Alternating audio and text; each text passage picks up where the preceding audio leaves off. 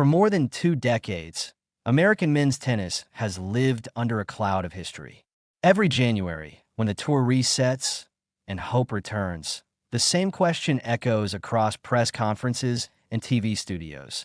When will the United States produce another men's Grand Slam champion? Since Andy Roddick lifted the U.S. Open trophy in 2003, the drought has stretched on. In contrast, the women's game has remained a powerhouse, first through Serena Williams and now through a deep, relentless new generation. But something feels different in 2026. The results are coming. The depth is growing. The belief is shifting. And for the first time in years, it genuinely looks like American men's tennis could be on the verge of becoming a dominant global force. The old narrative is starting to crack. For years, the storyline was predictable. The American women? Consistent contenders, Grand Slam threats, champions. The American men? Talented, athletic, exciting, but not quite elite enough to close. Players like Taylor Fritz, Frances Tiafoe, Tommy Paul, and Ben Shelton have all flirted with greatness. Deep slam runs, statement wins, big match atmospheres. But none have yet broken through to lift a major trophy. That 20-plus-year drought has followed them everywhere. Mentioned in interviews, debated on broadcasts, dissected on social media.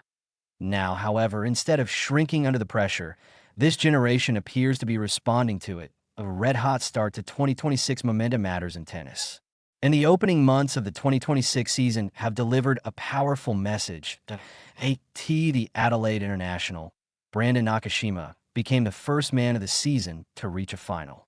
It wasn't just about one player making a run. It was about signaling depth. Then came the Dallas Open, Fritz and Shelton. The two highest-ranked American men set up an All-American title clash. Shelton emerged victorious, showcasing his explosive serve and fearless shot-making. But the bigger story was clear. American players weren't just participating. They were dominating. And the surge didn't stop there at the Delray Beach Open. 3 of the 4 semifinalists were American.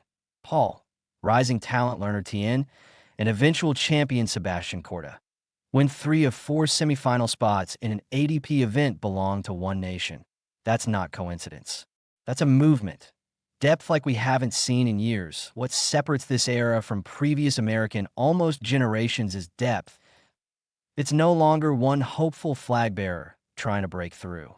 It's a wave. Fritz brings controlled aggression and improved mental resilience. Shelton injects raw power and charisma. Tiafoe thrives in big match environments.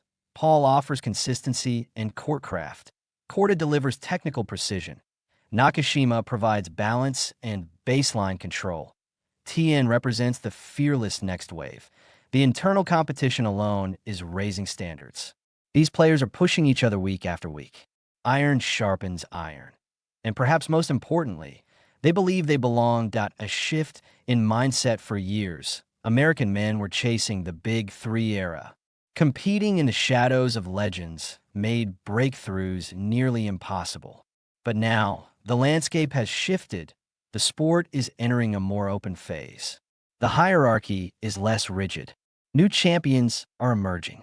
Opportunities are real. This American group is no longer looking up at unreachable icons. They're looking across at peers. That psychological shift matters. Shelton plays with swagger. Tiafoe embraces big moments. Fritz no longer looks intimidated on major stages.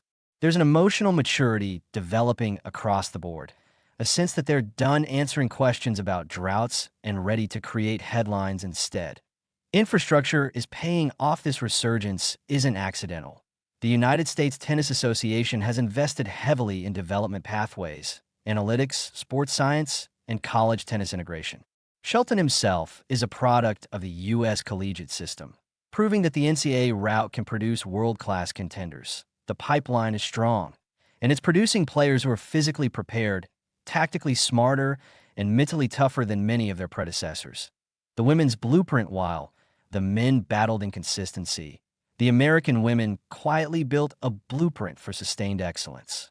Even after Serena Williams' retirement, the U.S. continues to produce contenders across the rankings. The culture of belief on the women's side. that Americans should win slams has never disappeared. That expectation is now seeping into the men's locker room. Success breeds expectation. Expectation breeds hunger. The Grand Slam question still looms, of course. The ultimate measure remains unchanged, a major trophy. Until one of these men lifts a slam, the narrative won't fully disappear. That's reality. Grand Slam tennis tests endurance, composure, adaptability, and belief over 2 grueling weeks. But here's the difference in 2026. It no longer feels unrealistic. When you have multiple Americans seeded deep into tournaments, when they're making finals in January and February, when they're knocking each other out of semifinals, it becomes a matter of timing rather than hope. A golden window ahead. Tennis moves in cycles. Nations rise, fade, and rise again. Right now, the United States appears poised at the start of another ascent. The talent pool is deep. The results are tangible. The confidence is visible that it's not just about ending a drought anymore. It's about building an era. If the early months of 2026 are any indication, American men's tennis isn't just knocking on the door. It's starting to push it open. And when that first slam finally arrives, it may not be a one-off moment. A team might be the beginning of something much bigger.